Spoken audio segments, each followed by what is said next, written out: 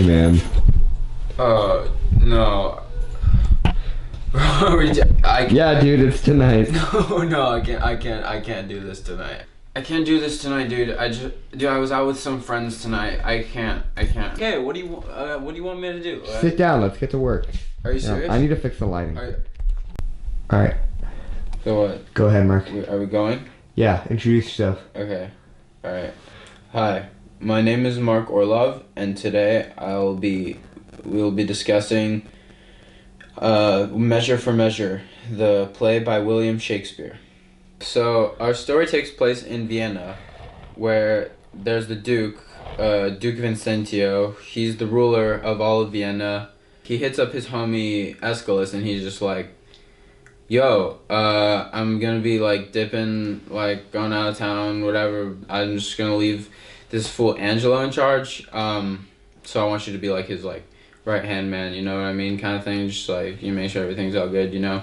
And so this fool Angelo is like not down at first. Angelo's like, I think you should like go ask someone else or something, you know what I mean. And the Duke's like, no, trust me. So Angelo's down and he takes over, and then the Duke dips.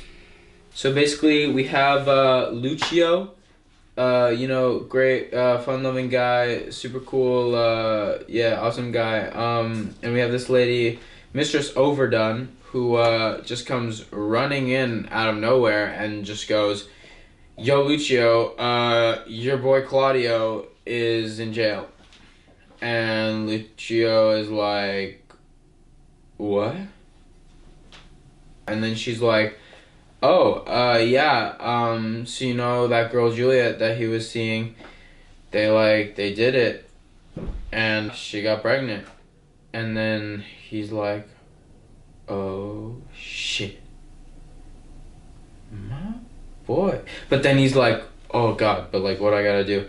And so at the same time, Claudio goes to see Angelo, and he's just like, yo, Angelo, like, I was gonna marry her anyway, like, stop tripping about it, you know, you should not make me go to jail. Angelo doesn't give a flying fadoodle, so he sentences him and Juliet to jail. Then Lucio goes to visit Claudio in jail. Claudio's like, Lucio, look, you gotta go find my sister Isabella, and you gotta get her to talk to Angelo, try to get me out of this jail.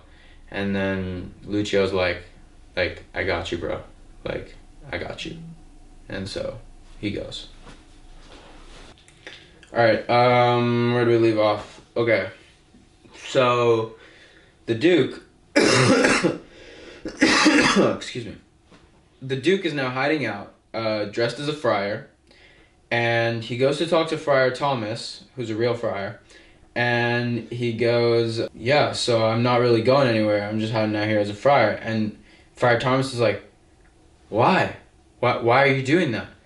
The Duke goes, okay, so basically, I don't really like how the rules are running right now, and basically, I'm just not enforcing them very well, and I feel like if I start enforcing them right now, the people of the town are going to get really freaking heated at me. So yeah, instead, I'm just going to put this fool Angelo in charge, because I heard that he's like, you know, pretty savage. So, cut to Lucio, who goes down to the nunnery to find Claudio's sister, Isabella, who's like a nun in training. And so, of course, he finds her, and he goes, yo, Isabella, your brother Claudio's in jail, and he's like definitely gonna be executed for having sex with Juliet before they're married. And she's like, oh crap. And he's like, you gotta go talk to Angelo and try to convince him to let this fool off the hook. And she looks at him and she goes, I'm down. And that's the end of Act 1. Okay. So, Act 2.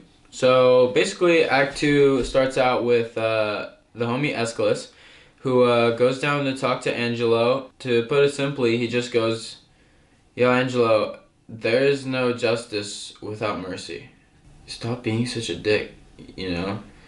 Like why are you being such a dick to the homie Claudio? So yeah, Angelo, being the savage that he is, just goes, oh, how about this? Claudio has to die at 9 a.m. tomorrow morning. Aeschylus does like a double take, like, wait, what? And then Angelo is just like, yeah. All right. So basically after that, Isabella and Lucio get in to see Angelo, and at first Angelo is like, like whatever, like I don't care about this, but then he's kind of just like, wait, hold up, she's kind of fire. Okay, let me think about it. And you come back tomorrow, but only you, Isabella, not you. Not you, Lucio. Just you, Isabella. So after talking with Isabella, Angelo is stuck thinking about her 24/7 because she is just so damn hot. And so finally, the next day when he gets the chance to talk with her, he keeps hinting at the fact that her brother's gonna be pardoned. And so she's standing there and he's all just like, hey baby, don't you worry about your brother. He's gonna be all right. And she's kind of just like, okay, cool. Like she's not really getting the hint, And he's just like, look, I'm gonna free your brother, okay? In exchange for your love. But if you refuse, then not only is he gonna die, but he's gonna suffer a long, painful death. So then she's kind of just like, well, since I'm so not down to hook up with this fool, I guess I gotta make sure my brother has a nice Christian death. Leonardo Tree.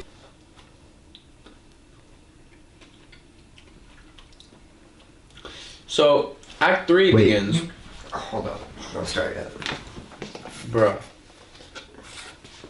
Alright. Ready? You're good. Go ahead. Act 3 starts with the Duke coming down to the jail to talk to Claudio. So, Claudio has been having all these thoughts about how he's going to be pardoned, he's going to be let go. But the Duke, he knows he's not going to be let go, so he says, Claudio, I'd abandon those thoughts, because I don't think you're going to be let go. In fact, I'd accept death if I were you. So then, the Duke leaves. Isabella comes to talk to Claudio. And so the Duke, not having actually left, listens in on their conversation. He eavesdrops. And during the conversation, Isabella tells her brother Claudio all about what Angelo did and how he's making her have sex with him in order to pardon Claudio. So she says, obviously she can't have sex with him because, she's trained to be a nun. She can't lose her virginity. So Claudio's like, oh yeah, at first he agrees with her and he's just like, yeah, I know you can't. That would be really bad. But then later he thinks about it and he's just like, wait, I don't want to die. So he says, you have to do it. But Isabella says, I'll pray for your death before I sleep with him. That's pretty rolled at that point. And then right after Isabella's done talking to Claudio, the Duke strolls right back in and he says, yo, look, I'm sorry, but I gotta talk to Claudio for a second, so just stick around, but I gotta talk to you right after. He talks to Claudio. He says, look, Claudio, I know you wanna... I don't even know what I'm saying. Look, Claudio, here's the thing. Everything that Isabella told you, it's baloney. You shouldn't listen to it because everything Angelo told her is just BS and he's just playing her like a fool and you should still expect death. And then he goes to Isabella and he says, look, Isabella, I'm gonna drop some knowledge on you right now. There's this girl, Mariana, that used to be married to Angelo, that I'm pretty sure is still in love with him. And I don't know, maybe if you could set up an arrangement with Angelo, and maybe have her show up in your place. I think something good could come from it.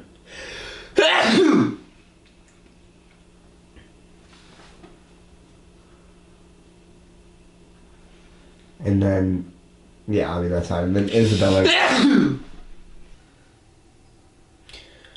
So next what happens...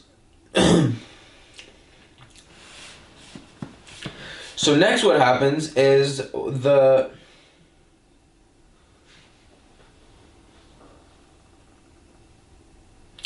So next what happens is in the jail, Lucio is talking to the Duke. And of course, not knowing that the Duke... So next what I'm sorry. So next what happens is the Duke and the...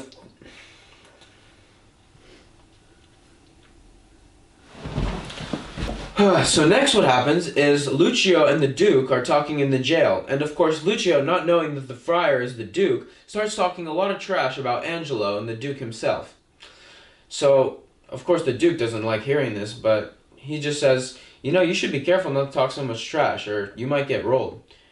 Mistress Overdone then runs in and goes straight to Aeschylus. She then proceeds to tell him that Lucio had a kid with some random chick, and she's been raising it ever since it was born. And that's the end of Act 3. I'm so heated. I'm so hurt. Measure for Measure, Act 4. Alright. So, Act 4 begins with the Duke, dressed as the friar, receiving a letter in the jail from Angelo. And it states that Claudio will be executed at 4 o'clock that day.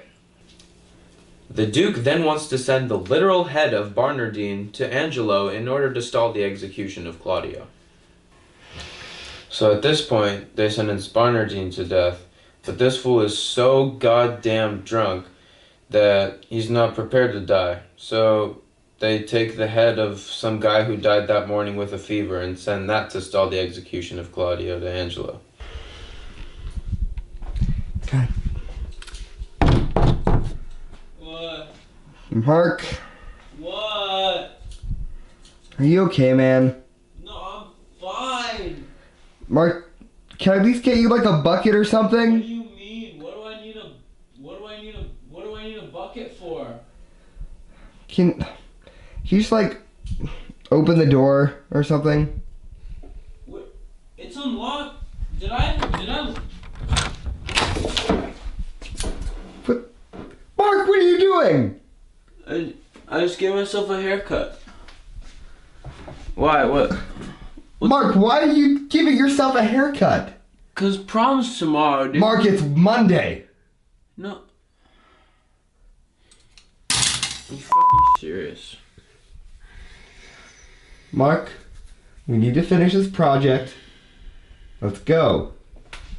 Why didn't you tell me that before I started cutting my hair? Mark, you crashed and you started yakking. I didn't start yakking. I started cutting my hair.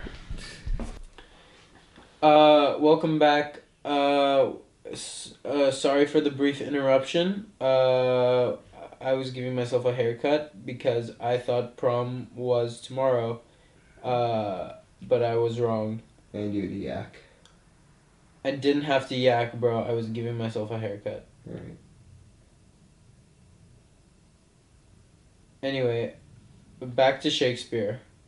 So now Mariana and Isabella go down to the city gates where they meet up with the Duke, who's still dressed as the friar, and then this fool is just like, alright, wait for your chance, and then you're gonna expose the freaking diddle-diddle-dee out of Angelo, and yeah, you're just gonna make this fool so rolled. Okay, ready? Okay, because your chance is coming. We're ready. Mark. Thank you for watching. I've been Mark Orlov. Shout out Chonley17.